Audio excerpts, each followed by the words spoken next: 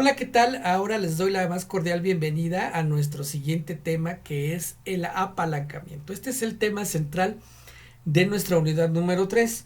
En nuestra sesión anterior nosotros revisamos el concepto de equilibrio operativo y financiero y vimos que el equilibrio, me regreso aquí un momentito para que usted recuerde qué fue lo que vimos. Vimos cómo calcular el equilibrio en las unidades para poder hallar también el equilibrio financiero y la comprobación correspondiente. En este orden de ideas, ahora ya que sabemos que hay costos fijos y que hay costos variables que intervienen en la producción y desde luego que en las ventas, vamos de lleno a los conceptos de apalancamiento. Y en primera instancia tenemos el apalancamiento operativo. El apalancamiento operativo desde el punto de vista financiero es la capacidad que tienen los negocios para emplear sus costos fijos y lograr con ello incrementar ventas y utilidades antes de los intereses y los impuestos. ¿Se acuerda usted que anteriormente calculamos una utilidad precisamente antes de impuestos y que nos ayudaron muchísimo los costos fijos? Aquí lo vamos a apreciar todavía mucho mejor. Se le llama apalancar porque los costos fijos sirven como palanca o un punto de apoyo o soporte para lograr una meta financiera determinada. Bajo este esquema o en este panorama, los negocios tienen dos opciones de administrar o manejar sus costos. Se presentan estos dos panoramas. El número uno, si invertimos en activos fijos, entonces los costos fijos estarán o serán muy altos y tendríamos que buscar que los costos variables se vuelvan bajos o que estos tiendan a la baja.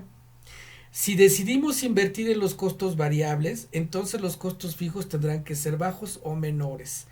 Para ponerlo en contexto, es decir, en el primer caso, si usted invierte en mayor maquinaria, si invierte en terrenos e invierte en edificios, ya sabemos que estos son costos fijos muy altos, entonces tendrá que disminuir las estrategias o los costos de las estrategias de colocación del producto.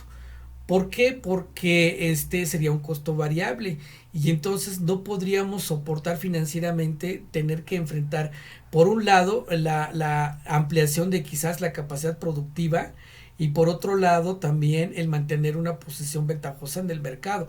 Pocas empresas tienen la habilidad financiera o la inteligencia financiera para poder tomar una decisión equilibrada en este sentido. Nosotros en este momento estamos en un punto en el que analizamos qué es lo que sería que sucede cuando nosotros tomamos una decisión de o invertimos en activos fijos o invertimos en los costos variables. Si tomamos la decisión de ampliar la capacidad de distribución, entonces estaríamos hablando de los costos variables. Y si invertimos en una capacidad de mayor de distribución de producto para que la mercancía llegue a más tiendas o a más puntos de venta, entonces voy olvidándome por un rato de invertir en otro terreno. Eso es lo que quiere dar a entender este segundo aspecto, que si usted decide invertir en los costos variables, tendrá que buscar la manera de esperar que los costos fijos sean su siguiente opción de inversión. O en todo caso, la inversión tendrá que ser menor para que no tengamos un problema de financiamiento. Para esto, lo anterior lo vamos a visualizar calculando lo que es nuestro apalancamiento. El apalancamiento como una palanca de apoyo se va a basar en el uso de los costos fijos, que es principalmente la inversión fuerte que hemos tratado aquí en estas sesiones que hemos hablado respecto a los costos. Palanca de operación es la medición que se hace del aumento o disminución de la utilidad de la operación y está en relación al aumento o disminución de las ventas. Es decir, una cosa empuja o palanquea a la otra. En este caso, la palanca de operación significa que lo que alcancemos como utilidad de operación va a servir para impulsar o disminuir, si se da la situación tal, el valor de las ventas. Tenemos el siguiente procedimiento. Vamos a comparar dos estados de resultados recientes, porque ahí es donde encontramos las ventas netas. En una columna anotaremos la cifra de cambio y en la otra la cifra porcentual.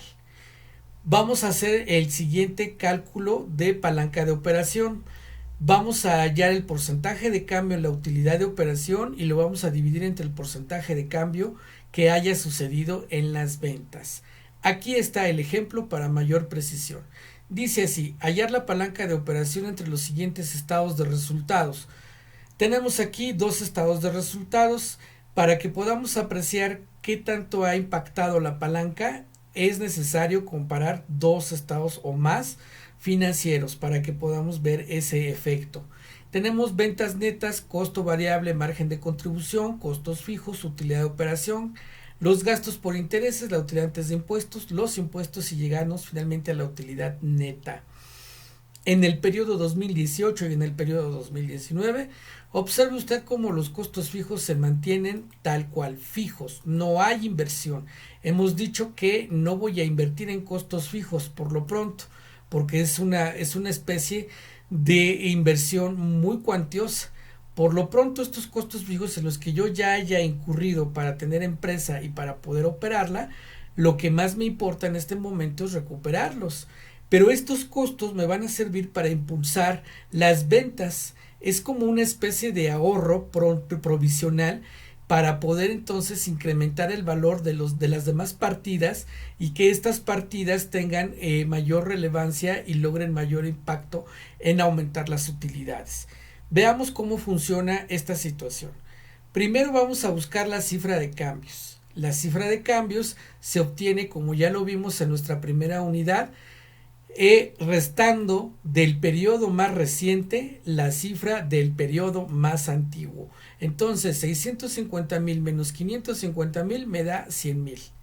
Luego tenemos 390,000 menos 330,000 me da 60,000. 260,000 menos 220,000 tenemos 40,000 aquí. 80,000 menos 80,000, como no ha habido cambio, es en cero. Y aprovechamos también para poner cifra porcentual aquí en cero. Tenemos la utilidad de operación, que hemos también realizado el mismo cálculo. 180,000 menos 140,000, 40,000 de este lado. 35,000 menos 30,000, 5,000 aquí, que es la cifra de cambio. 145,000 menos 110,000, 35,000 y 40,000 menos 33,000, 7,000.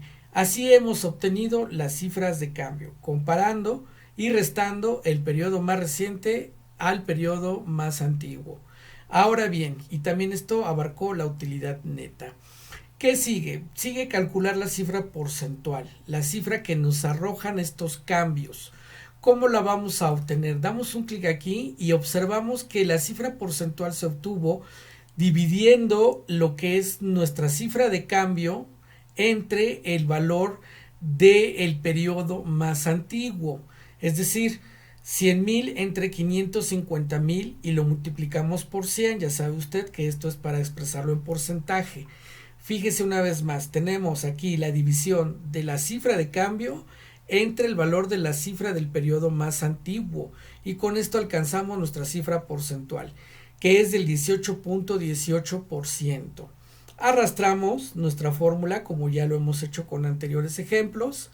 Vea usted y se llenan los campos con los datos sin ningún problema. Aquí están los datos de los porcentajes. Ya los hemos calculado de esta manera rápida. Y ahora vamos a lo que nos truje, el asunto de la palanca de operación.